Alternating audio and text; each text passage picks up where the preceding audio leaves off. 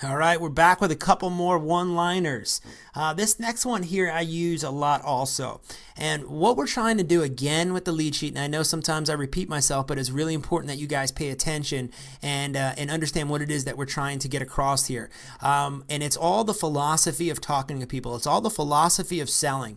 It's the education-based selling. It's understanding the problems that these people are having, and then it's reiterating it back to them so they can feel it. So what happens is, let's say this question here is, if he doesn't accept my offer, if I say, listen, over the phone, listen, I might be able to offer you $60,000. And he was like, no way, absolutely not. And then what I do is I say, well, what happens if you don't sell your house? And then immediately what he does is he puts himself in the mind frame of, what if I don't sell? Well, then my problems are going to continue. My problems are still going to be there if I don't sell my property. So it puts him in a situation now to think about it, to actually think. He's going to be strong. It's like when you're going to buy a car. Those salesmen, they're strong and you got to break them down. So what we do is we break down the sellers based on giving them back the information that they've given us so they can think about it a little bit longer, because they forget.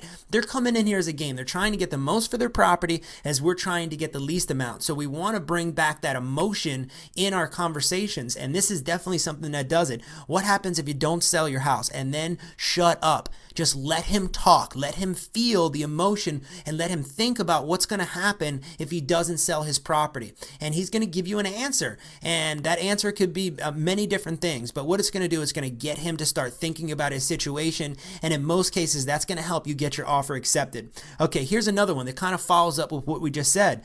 Mr. Seller, it sounds like you're really unhappy with your situation. And this is after I asked him, okay, let's say it follows up. What happens if you don't sell your house? He goes through, he thinks about it, then he tells me, and he says, and then I say, okay, it sounds like you're really unhappy with your situation. Is there any reason why you're delaying your happiness? Let's just go ahead and get this wrapped up so you can move on and get back your life, so you can get back on the track that you need. I say that all the time. Hey, listen, we're going to get this deal done in a few days. You're going to get everything back and you're going to get a fresh new start. This problem is going to be behind you. This bad tenant is going to be behind you. This divorce is going to be behind you. This bankruptcy is going to be behind you. Remember, these people have problems. We have to be empathetic with what their problems are. We have to get down to the same level. And these one-liners are definitely things that are going to help these people start to build the emotion back, and it's going to drop their guard. And once these people drop their guard, then we're going to be able to get the numbers that we want on these properties. These are things you got to practice, guys. You constantly got to practice these things.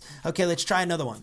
Okay, if I buy your house today, are you going to love me forever? This is where we want to bring some levity into the conversation. We want these people to laugh. I'm constantly trying to get my clients to laugh. So if there's a situation where we're getting down the price and I'm going to say, hey, listen, Mr. Seller, if I buy your house today, you going to love me or what? You know, because I want him to get out of that shell. I want him to get out of the mode of being strong and having this guard up. So a lot of times what I want to do is I want to talk and I want to build some humor into it. And that's something that's worked for me in the past. If you're not comfortable, you got to start saying it out loud before you get on these phones with people. But don't be scared to make mistakes, guys. You can't be scared to make mistakes. I made so many mistakes when I was getting going in this business, but I talked to hundreds of people. I was constantly talking to people. I was constantly figuring out things from the psychology of it, and it's definitely helped me, and it's brought me to the point where I can now educate other people like yourselves on what has worked for me in the past. So if you understand the philosophy and you understand why it is that we're asking certain questions,